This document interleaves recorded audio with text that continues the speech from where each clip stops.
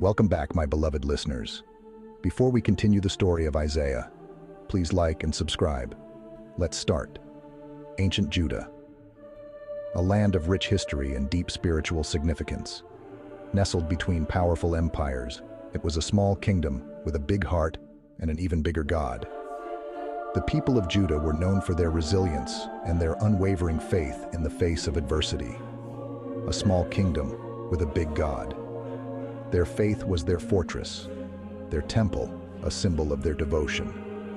The majestic sky above seemed to echo their prayers, and the dramatic clouds symbolized the presence of a powerful deity watching over them. Yet, times were tough. Enemies surrounded them, testing their faith. The land was often under siege, and the people lived in constant fear of invasion. The storm clouds gathering overhead were a metaphor for the turmoil that gripped their hearts. It would have been easy to give in to fear, but God raised up a prophet. His name was Isaiah. Isaiah was a beacon of hope in these dark times, a voice of reason and faith amidst the chaos. He stood tall, his presence a reminder that God had not abandoned his people.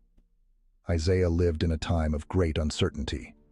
The people were anxious, their future uncertain.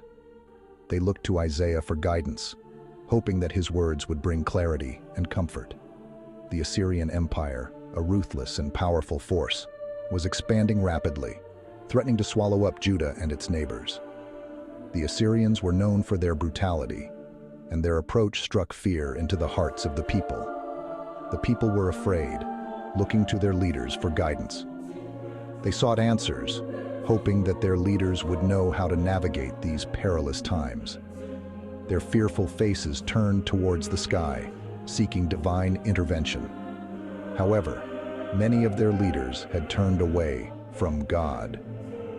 In their desperation, they sought alliances with foreign powers, abandoning their faith in the process. Heated discussions and debates filled the halls of power as leaders grappled with the best course of action. The kings of Judah were caught in a dangerous game, having to choose between siding with Assyria or resisting them. Both options were fraught with peril. Siding with Assyria meant compromising their values, while resistance could lead to their destruction. Both options were fraught with peril. The leaders were in a dilemma. Their decisions weighed heavily by the stormy backdrop of their reality. The stakes were high, and the wrong choice could spell disaster for the entire kingdom. Many people lost their faith, wondering if God had abandoned them. The storm clouds overhead seemed to mirror their inner turmoil, as they questioned the presence of a higher power in these difficult times. It was into this world that Isaiah spoke. His words were powerful.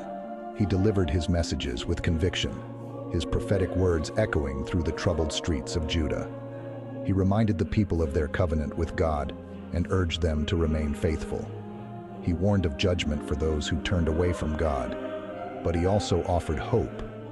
His intensity was palpable, and his words carried the weight of divine authority. He spoke of a future where righteousness would prevail, and rays of hope began to break through the storm clouds. He spoke of a coming king who would bring peace and justice to the world. This prophecy gave the people something to hold on to, a vision of a better future. Isaiah's words painted a picture of a time when justice would reign and peace would be restored to the land. Isaiah's prophecies were meticulously recorded by scribes, ensuring that his messages would be preserved for future generations. These writings became a source of inspiration and guidance, not just for the people of Judah, but for countless others who would come after them. The people of Judah found renewed faith in Isaiah's words. They came together in prayer, their spirits lifted by the hope of a brighter future. The community was strengthened, and their collective faith became a bulwark against the challenges they faced. Inspired by Isaiah's prophecies, the people began to rebuild and fortify their city. they worked together, their efforts a testament to their resilience and determination. The walls of Judah were strengthened, and the spirit of the people was fortified. Isaiah continued to preach, his voice a constant source of encouragement and guidance. The people listened intently, their hearts and minds open to his messages. His words became a beacon of light in the darkness, guiding them through the tumultuous times. Despite the challenges, there were moments of peace and hope. The community celebrated small victories, their faith in God and in each other renewed. These moments were a reminder that even in the darkest times, there is always a glimmer of light. Isaiah's legacy endured through the ages. His prophecies were studied and revered, their wisdom and insight continuing to inspire generations. The ancient scrolls of his writings became a testament to the enduring power of faith and the importance of remaining steadfast in the face of adversity. Even today, scholars study Isaiah's prophecies, finding relevance and meaning in his words. The connection between the ancient and modern worlds is bridged through his teachings, reminding us that the lessons of the past continue to resonate in our present. The story of Judah and Isaiah is one of resilience, faith, and hope.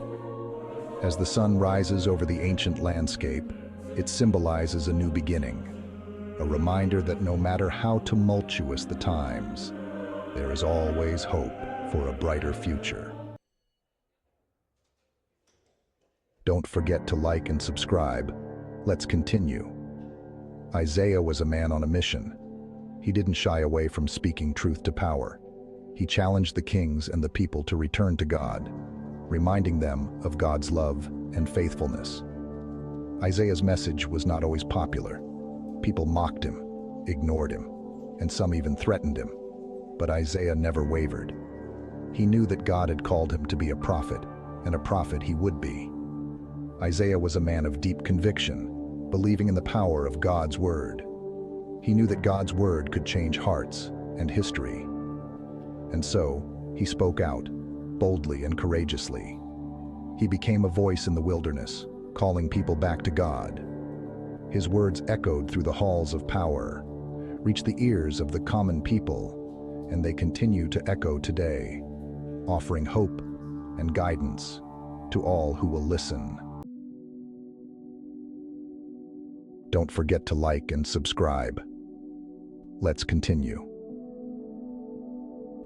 One of the most dramatic moments in Isaiah's ministry involved King Ahaz. Ahaz was a king who was paralyzed by fear. When two neighboring kingdoms threatened Judah, Ahaz panicked. He was ready to make a deal with the devil himself to save his own skin. God saw Ahaz's fear and sent Isaiah to him with a message. Isaiah told Ahaz not to be afraid, saying that God would protect Judah. But Ahaz didn't believe. He wanted proof. So, God offered him a sign. Isaiah said, "The virgin will conceive and give birth to a son, and will call him Immanuel." The name Immanuel means God with us. This was no ordinary child. This child would be a sign from God, a sign that God had not abandoned his people. The prophecy of Immanuel was a message of hope in a time of despair, a promise that God would never leave his people alone. This promise would be fulfilled centuries later in the birth of Jesus Christ. The Assyrian threat did not end with Ahaz. Years later, the Assyrian king Sennacherib invaded Judah. Sennacherib was a ruthless conqueror who had already destroyed many kingdoms. Now he set his sights on Jerusalem. Sennacherib's army surrounded Jerusalem. The people were trapped, facing starvation and death. Sennacherib's messengers taunted Hezekiah, who was now king, telling him that his God would not save him. Hezekiah was afraid, but he went to the temple and prayed. He spread out Sennacherib's threats before the Lord, reminded God of his promises, and pleaded for deliverance. God heard Hezekiah's prayer. He sent Isaiah back to Hezekiah with a message of hope. Isaiah said, "Do not be afraid. The Lord will defend the city. He will fight for you."